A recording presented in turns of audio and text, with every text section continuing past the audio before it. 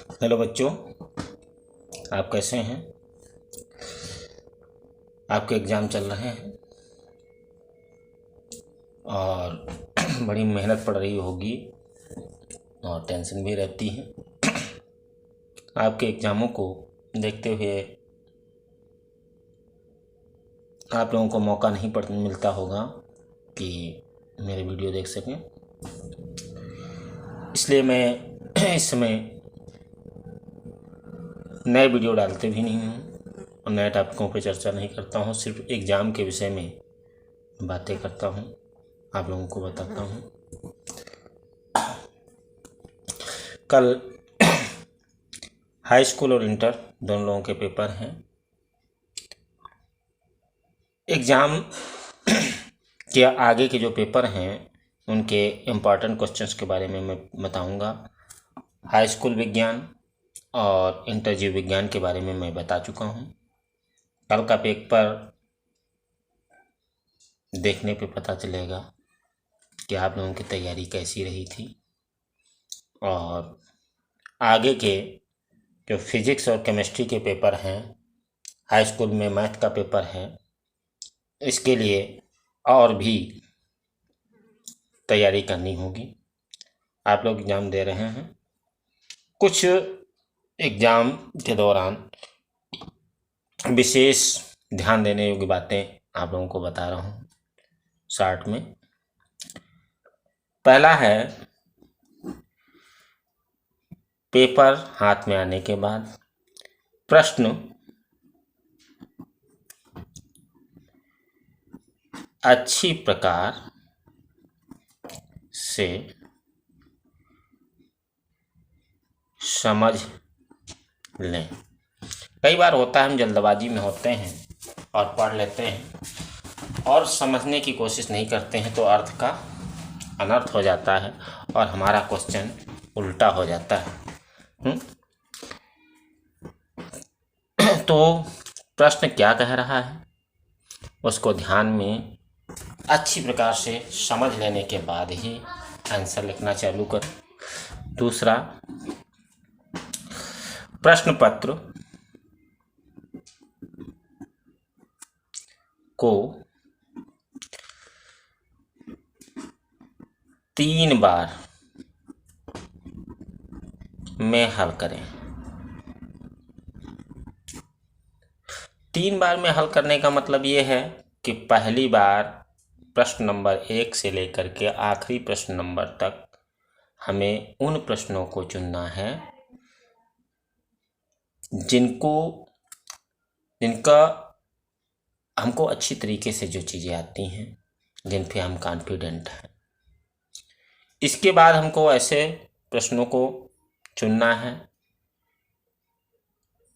दूसरे राउंड में जिन पे थोड़ा बहुत विचार करना है, और तीसरी बार में है हमको ऐसे प्रश्नों को चुनना है जिनके बारे में अच्छे से हम कॉन्फिडेंट नहीं हैं।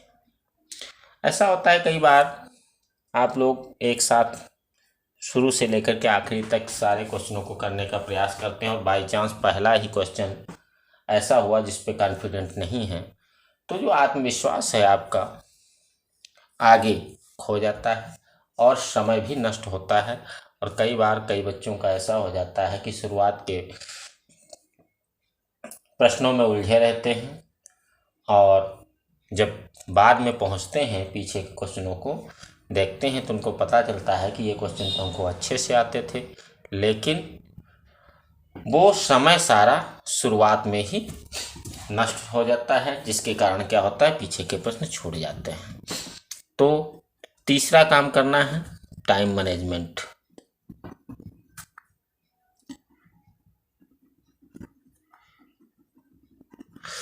टाइम मैनेजमेंट मतलब किस क्वेश्चन को कितना हमको वक्त देना है जिससे हम अधिक से अधिक यानी कि पूरा पेपर आसानी से हम कर सकें। ऐसा ना हो कि बाद में हमारे पास प्रश्न उत्तर लिखने के लिए समय ही ना बचे। टाइम मैनेजमेंट ध्यान रखना है कि किस हिसाब से कौन से प्रश्न पे हमको कितना उत्तर लिखना है। कई बार आप लोग ऐसा करते हैं कि अति लघुत्तरीय प्रश्न होता है और उस प्रश्न के बारे में ज़्यादा जानकारी होती है तो आधा पैरा तक लिख डालते हैं। अति लघुत्तरीय प्रश्न का उत्तर एक लाइन से 2 या 3 लाइन तक होना चाहिए बस। विकल्पी जो आंसर आपको लिखना है, तो आप लोगों को मालूम है कि जो विकल्प सही हो वही लिखना है। सारे विकल्प लिखने में अपना समय नष्ट ना करें। कई लोग क्या करते हैं, सारे विकल्प लिखते हैं, फिर टिक लगाते हैं, गलत वालों पे क्रॉस लगाते हैं। इसमें हमारा टाइम नष्ट हो रहा है। चौथा जो ध्यान देने की बात है,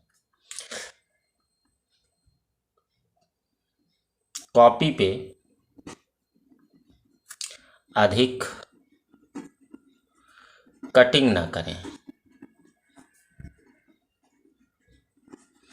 कई बार बच्चे लिख करके उसको बिल्कुल काट देते हैं, खूब देर तक काटते हैं। अगर आपको लगता है कोई चीज़ गलत हो गई है तो एक लाइन से काट दो और उसका आगे आंसर दो।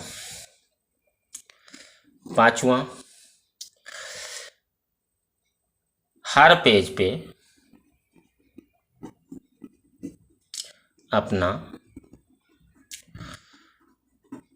रोल नंबर जरूर डालें।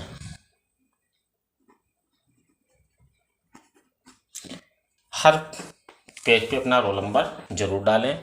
और जो प्रश्न ऐसे हैं कि जिनमें फिगर की, चित्र की ज़रूरत है, उसमें चित्र भी थोड़ा बहुत बना दें और उसको नामांकित कर दें, क्योंकि चित्र के नंबर जो होते हैं वो अलग से होते हैं। यही कुछ मेन बातें हैं, इन पे ध्यान देना है और आप लोग मेहनत करते रहें। ऊपर वाले से यही दुआएं हैं कि आप लोग अच्छे नंबर से पास हों। धन्यवाद।